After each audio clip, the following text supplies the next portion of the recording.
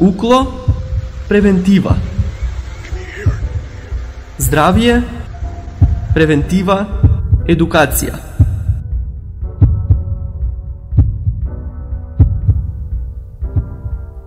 Совети за превентива на вашето здравје. Укло превентива.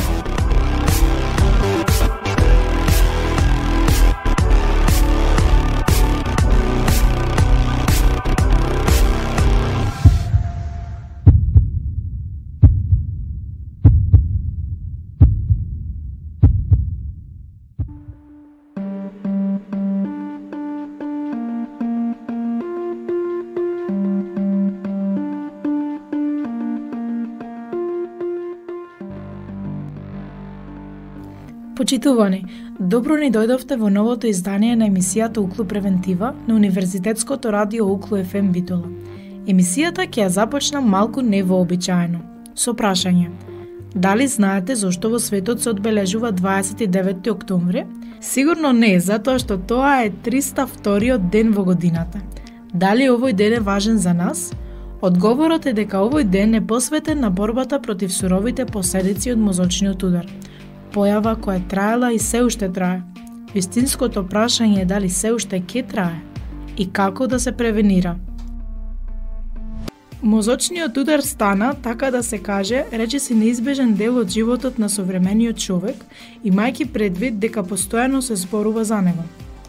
Така, ќе слушнеме дека некој познат доживеал мозочен удар, дека се опоравува, па коментари дека сето тоа е резултат на секојдневните предизвици кои ги носи новото време, а тука се и неизбежните стресови, паники, конфузии. Стресот може лошо да влијае врз нас, а претераната изложеност на стрес може да доведе и до мозочен удар. Сега се поставуваат прашањата. Од каде да знаеме дека доживуваме мозочен удар? Кои се причините? Како може да се превенира? И како да се однесуваат домашните кога еден од нивните блиски доживеал мозочен удар? Според податоците на Американското здружение за мозочен удар, на секој 4 секунди по еден човек доживува мозочен удар, а секоја 40 минута едно лице починува од истата причина. Бројките се застрашувачки, но на почетокот да одговориме на прашањето. Што е мозочен удар? Наедноставно кажано, мозочен удар е еден вид на мозочна повреда. Исто така познат е како шлок или капка во мозокот. До мозочен удар доаѓа кога има ненадеен прекин во снабдувањето со крв на мозокот. Дотокот на кислород и хранливи материи во мозокот е прекинат и мозочните клетки се оштетуваат или пак се уништуваат. Кога мозочните клетки се уништени, се губат телесните функции што овие клетки обично ги контролираат. Мозочниот удар варира со степенот на сериозност, од милив исхемичен напад, при што симптомите се подобруваат во рок од неколку часа, до сериозен мозочен напад што може да предизвика трајна онеспособеност и дури и смрт. Постојат два типа на мозочен удар – исхемичен удар и хеморагичен мозочен удар. Исхемичен мозочен удар, тоест запирање на дотокот на крв во организмот. Дали тоа било привремено или пак трајно. Крвта е многу важна, бидејќи овозможува дистрибуција на хранливи материи и кислород меѓу клетките и го собира оној метаболички отпад. А кога немаме правилен доток на крв, ткивата не си ја добиваат, така да се каже, сопствената храна и може да изумрат. Исхемичниот мозочен удар може да биде тромбичен или емболичен. До тромбичен удар доаѓа кога се формира грудка на згручена крв во крвниот сад, која што се зголемила толку многу што сосема го блокира крвниот сад. До емболичен удар доаѓа кога грудката на згручената крв се формира на друго место во телото и патува до мозокот. Кратките милливи исхемични напади, така наречени транзиторни исхемични атака, или тија, се често пати знак на предупредување дека можеби наскоро ќе дојде до мозочен удар. Иако симптомите можат брзо да исчезнат, навременото лечење е од витално значење за да се спречи друг мозочен удар. Другиот вид мозочен удар е хеморагичен и овој удар го сочинуваат околу 13% од случаевите на мозочниот удар. Во овој вид настанува оштетување на мозочното ткиво и прскање на крвните sanoви во него. Заради висок крвен притисок, повреди, лош животен стил како што е нездрава храна, гојазност, пушење и физичка неактивност, генетска склоност. Пример, лицата над 55 години или пак женскиот пол од одредена националност имаат поголема предиспозиција да го добијат овој вид на мозочен удар. Мозочниот удар представува итен медицински случај. Какви и да се знаците на мозочниот удар, не треба да се занемарат и треба да се побара итна медицинска помош. Бидејќи, ако се почне со лечењето веднаш, после појавата на симптомите, тоа може да ги подобри шансите за преживување и да ја намали тежината на ударот.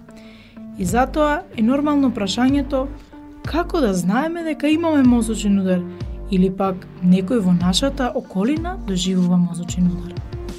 Сигурно некој од вас слушнале за FAST методата, но за оние кои не знаат да кажеме дека се работи за метода која ни помага брзо да препознаеме дека се работи за мозочен удар. FAST е всушност акроним што се користи во англосаксонската литература и означува Face – лице, Arms – раце, Speech – говор и Time – време. Кај нас би го превеле како брзо и до секоја буква се наоѓа еден симптом. Б. Брзо повика итна помош на бројот 194 ако. Под Р, раката е послаба, односно дали може личноста да ги подигне рацете и да ги задржи во таа позиција? З. Зборот е променет. Дали може личноста јасно да говори и да го разбере она што вие го зборувате? О. Образот е искривен. Дали лицето на личноста е искривено и устниот агол спуштен? Ова се едни од знаците по кои брзо можеме да препознаеме дека некој доживува мозочен удар и брзо да реагираме, бидејќи секоја секунда е важна во обидот за намалување на оштетувачките ефекти на ударот.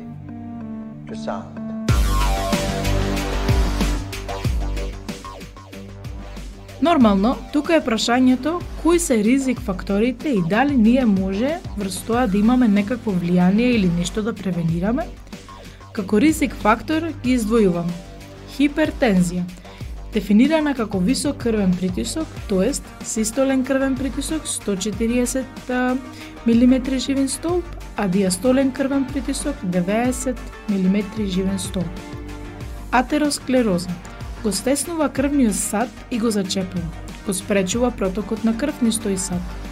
Диабетес, високиот шекер наречен и хипергликемија, хиперлипидемија, покачување на мастите во крвта, пушење и обезност или преголема телесна тежина. Што се однесува до превенцијата или подобро речено спречувањето за појава на мозочен удар, статистиката вели дека околу 80% од мозочните удари може да се превенираат со промени во начинот на живот, тоест откажување на пушењето, зголемена физичка активност, соодветна исхрана, намалување на стресот и превентивни диагностички прегледи. Негата после мозочниот удар може да вклучи нешто од следново. Испитување за да се открие типот на мозочниот удар, местото на оштетување и колку бил сериозен ударот, со поставување на диагноза, скенирање на мозокот што е можно побрзо, што треба да помогне во одредување на диагнозата, примање лекови за да се разреди грудката од крв, тромболиза, снимање со ултразвук на артериите во вратот и срцето, тест на крвта за да се провери нивото на шекер и холестерол, припишување лекови за да се намали крвниот притисок и холестерол, како и таблети за намалување на ризикот од формирање грудки на згорчена крв. Што се однесува до рехабилитацијата кај лицата со мозочен удар, првенствено би рекла дека за потполна рехабилитација не е потребен само еден. Потребен е цел тим на професионалци, како од медицинска сестра, логопед, психолог, социјален работник, хирург, доктор по општа медицина, физијатар и физиотерапевт, за да може да се зафатат сите можни последици кои настанале после ударот. Во продолжение ќе слушнете за терапиите кои се практикуваат. Окупационата терапија, тоест, физиотерапевтот би ги помогнал на овие лица за да ги научат вештините потребни за секојдневните активности, Но тука би ја нагласила и големата важност на семејството, бидејќи таа личност нема цел живот да оди за вежби кај физијаторот, што значи дека домашните во овој случај треба да имаат голема трпеливост и упорност да им помогнат на своите сакани во едноставни работи. Пример, користење на лажица, менување канал со далечинското и така натаму. Можете заедно со нив да ги извршуваат некои од овие работи, за да не се чувствуваат осамено.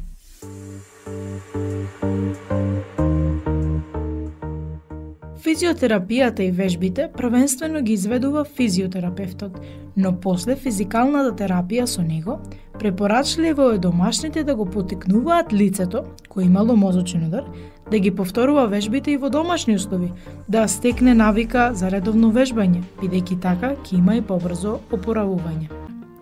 Говорната терапија ја изведува логопед, но и тука е важна улогата на домашните. Семејството на пациентот прво треба да ги разбере способностите на личноста, но не претаруваат во настојувањето кога лицето нема да може да изговори еден краток збор како што е сакам или не сакам. Но сепак да не одат и во друга крајност, па да го запостават и воопшто да не му зборуваат. Зборувајте со него, барајте од него да кажува нешто, па нека се тоа и кратки зборови како фала и не можам. И малиот напредок е сепак напредок. Не заборавајте.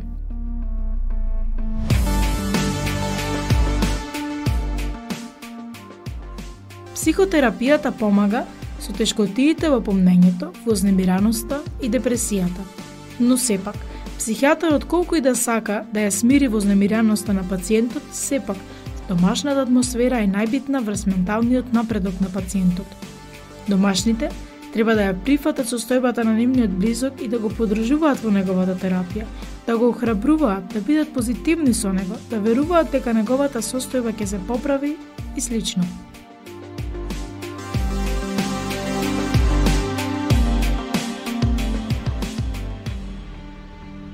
Сега и за диететичарот, бидејќи спомнавме дека мастите и покачениот холестерол имаат лош ефект врз здравието, диететичарот треба да даде добри совети за храната и пијалоците кои може да ги конзумираат овие пациенти. Бидејќи едни од последиците после ударот се неможноста за голтање, диететичарот треба да внимава што ќе предложи. И тука улогата на домашните е многу важна. Посебно во подготовката на здрава исхрана, во стрпливоста да му даваат да јадат на своите блиски лажица по лажица и да ги охрабруваат овие лица да продолжат со исхраната дури и кога не им се допаѓа тоа.